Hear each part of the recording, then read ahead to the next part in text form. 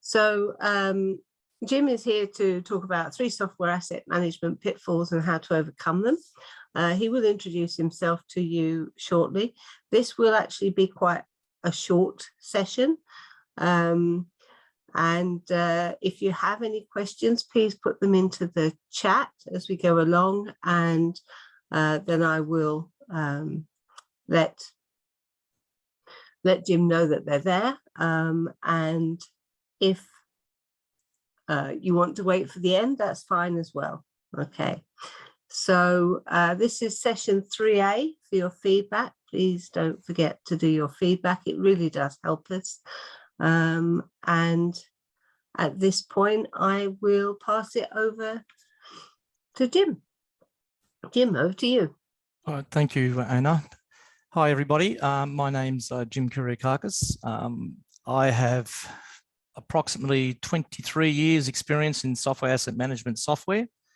Note I said software itself. So I have been developing this package that I deal with since 1996. So many, many years. So today I'm going to basically go through 3 items that I think companies should be looking at.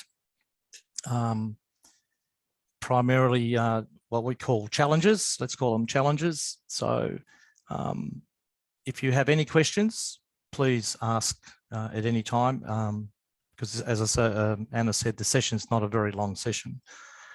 So what are the challenges? There are basically 3 that I've chosen. So there's asset control, asset optimization, and audit ready. Asset control basically means really what assets do I have out there, and what am I controlling out there basically with what I have. So currently, as far as I figure, there's more than 15,000 software products out there, right? There's probably actually more, but let's call the figure 15,000 because that's what I basically deal with. It's not just asset control of third-party products or even your IBM products per se. You need to look at what other things you have in-house, such as what other applications you have, such as Kix, IMS transactions, programs that are written in COBOL, Kix, C++, etc., and even Java. So you need to control all that sort of stuff to have an idea of what you have. Because if you don't have an idea of what you have, then there's nothing to control. Things will become basically out of control. So if you look on the right-hand side here, you can see there's an asset cycle.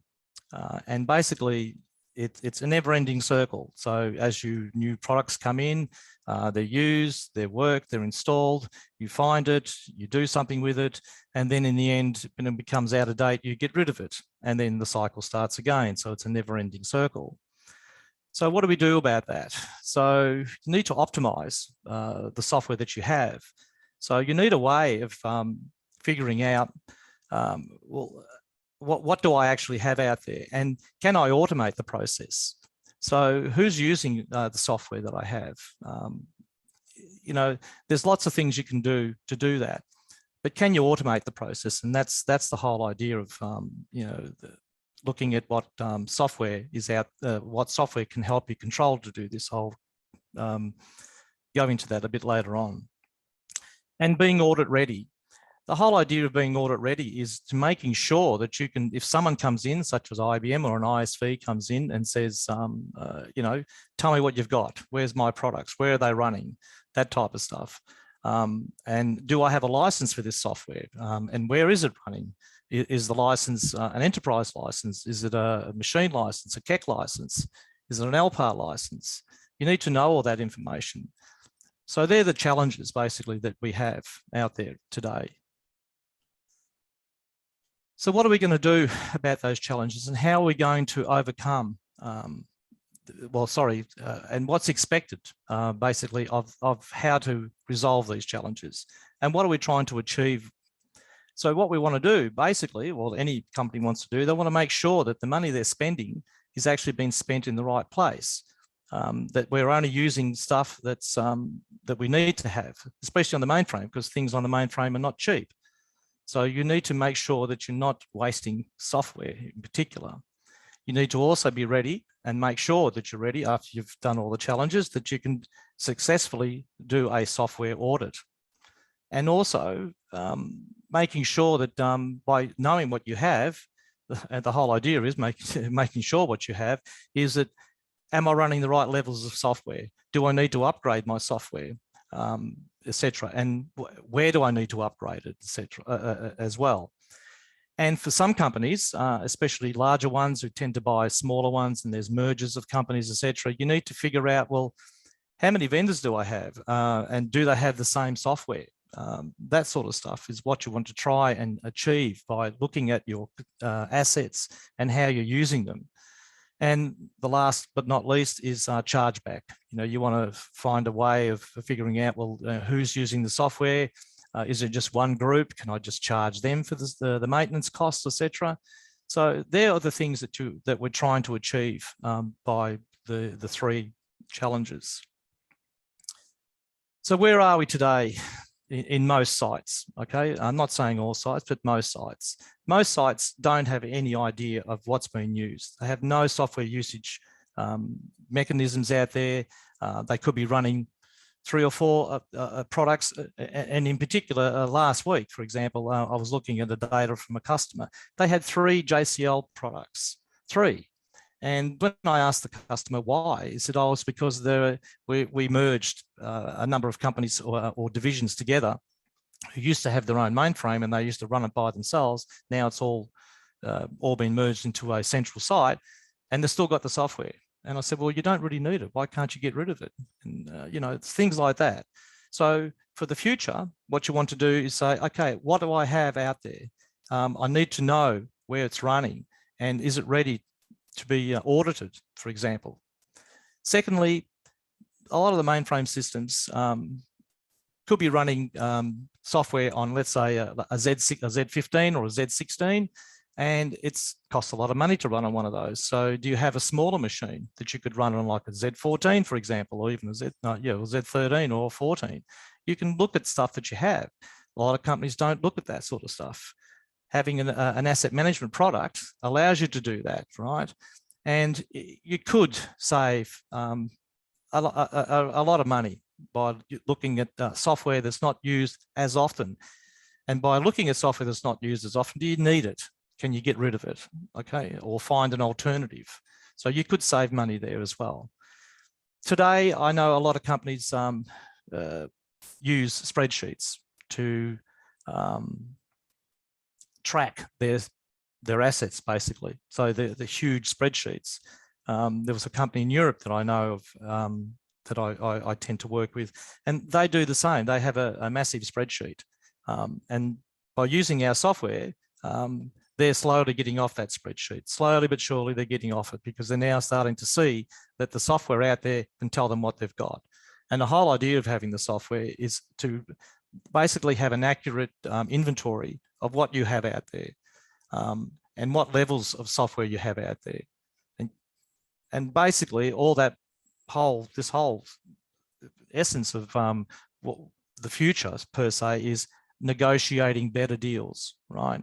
So if you find that, okay, I'm only using this software on one LPAR, but I'm paying for the whole machine, for example, go back to the vendor and say, hey, look, I'm only using it on one LPAR. Can I get a deal for the one LPAR? And the reason you can do that is because the software that in particular that we market is good enough for a lot of software vendors to say, okay, you run it on this LPAR and all usage becomes on this LPAR, and you can show them the proof. And that's basically part of what we do as a product. So overall, you're gaining control over your whole enterprise. And that's basically what we're trying to do for you. Oops, wrong way. So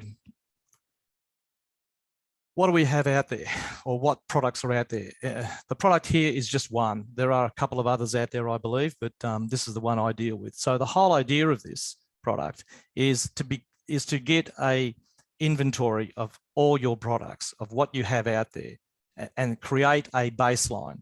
So once you have a baseline, then you can check to see what you have and figure all of that out. And to do that, you need usage. And in our case, we have a usage monitor that runs 24/7. So we can track all the events of a software product that runs and import that data back into our main database, and you can see what's happening over time, right? So you can create trend reports and basically look at software, how often is it used and who's using it. And that's important as well, because if you don't know who's using the software, you've got no idea basically of, you know, am I getting the return on investment of my software? Analytics is the second part. You can take our, you can extract the data out of our product and you can run it through things like, you know, analytical software and find out other information that you've got there. The beauty of it is this is all in a database. So you can interrogate all the data that you want. So how do you solve all these problems? As I said before, you need a software tool. If you don't have a software tool, you've got Buckley's chance of even knowing what you got out there. So you need something that'll tell you what assets you've got and who's using the information. You need a product that has a comprehensive database of software products and features. If you don't have that, then there's no point. Trying to do this manually, like I know some companies have tried to do it, it takes time, it takes effort. It's better off having something that someone else looks after and someone else can maintain and keep up to date as best as they can as well, like myself. So you need to know what software is being licensed. This product enables you to see what's out there, and then you can actually look at your licenses versus what is being used. And again, you can audit the whole thing. Our usage monitor that sits there, it can come back, as I say, it runs 24/7, uses less than 1% CPU. So it's not a CPU hog. It's very, very efficient.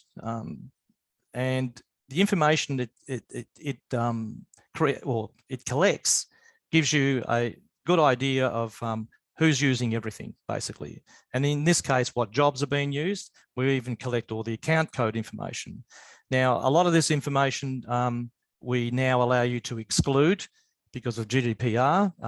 So people in Europe, of course, where you guys are, a lot of the companies, a lot of the data we collect is not collected because of privacy reasons. And that's fine, but you just miss out on a lot of the data. One other thing that we can do is track in-house products. People might think that, oh, it's only an in-house product, we don't really want to know about it. But the thing is, if you've written all these applications for your company, are they still being used? You know, and who's using those applications, and do they need to be updated, et cetera, et cetera. So this product we work on, that I work on, allows you to create your own local knowledge base of all your in-house software. So you can actually see it within the normal products, all the ISBs and IBM products. And now, well, as of the last release that we released, we can now pick up all the compiler information and tell you what compiler was used. And in some cases, we'll even tell you what options we used. So, you know, it's quite comprehensive. We also allow, we also collect and in our knowledge base end of support information. We don't have a hell of a lot of end of support info for ISV products. We do have some. The majors we do, such as BMC and Broadcom. Other ones, it's best as what we can find and what customers tell us. So this product is more customer orientated in the sense that we rely on the customers to send us that information. And the whole idea, well, not the whole idea, the in-house applications that you create, you can find out where they actually are deployed, for example. So you could have some running on one LPAR, some on another LPAR, and do they need to be there? And are they still being used, as I said before? So that's why the usage monitor is very, very important. And finally, the challenges that are faced, or sorry, the benefits that we can see within having a product, or not just having a product, but having an asset management product, is that you can gain an awful lot of information, and you can help and save a lot of information.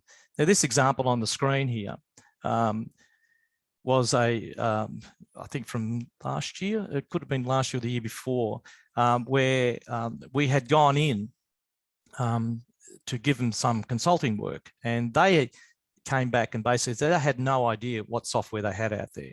So we came in and helped them basically modernize their environment, and they were prepared to spend $2 million a quarter for compliance reasons. That's an awful lot of money to spend. It didn't really make much sense to us. So anyway, by putting in our tool, we automated the whole inventory collection of the data, made all the reports for them. Well, the reports are all there, but you can create your custom reports and stuff like that, and see everything that's in their site. Also, we created some custom reports that, well, I don't know about CPU optimization, but actually telling people where the products were actually being run, which was the main reason they really wanted to know, because they had, I think, 3 or 4 machines. So, you know, of varying sizes. So cost was most important. And they were able to go back to their vendors and say, this is where we're running the software. So overall, they figured that they would be saving, in this case, $4.7 million in the first year. So what they were going to save after that is another thing. So in essence, that's basically what I had to talk about. So any questions?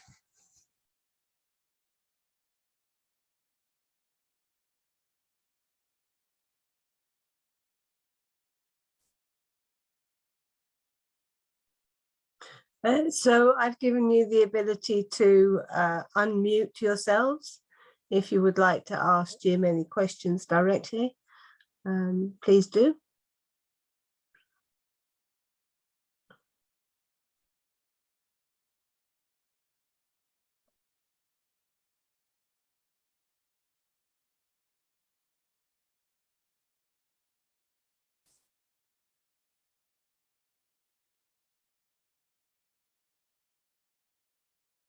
Okay. If no one has any questions, then I'd like to thank Jim for joining us all the way from Australia, and providing us with this information. I personally found it quite interesting. I haven't looked at asset management for over 20 years as a commodity. So I must admit I had forgotten all about it. So thank you, Jim, for reminding me, because it is a very important topic, certainly for the customer. Okay, so we can give you back some time, and sorry,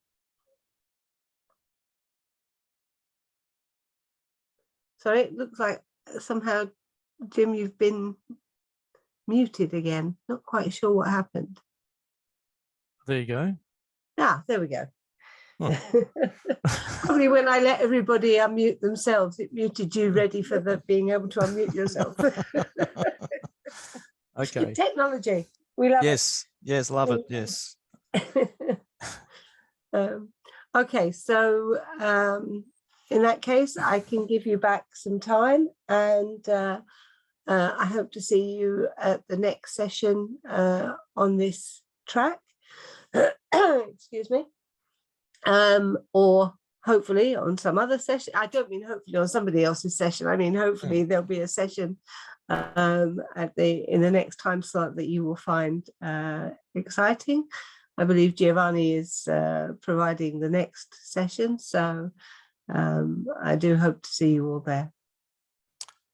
Okay, thanks, guys. All right. Thanks. Bye now. Bye.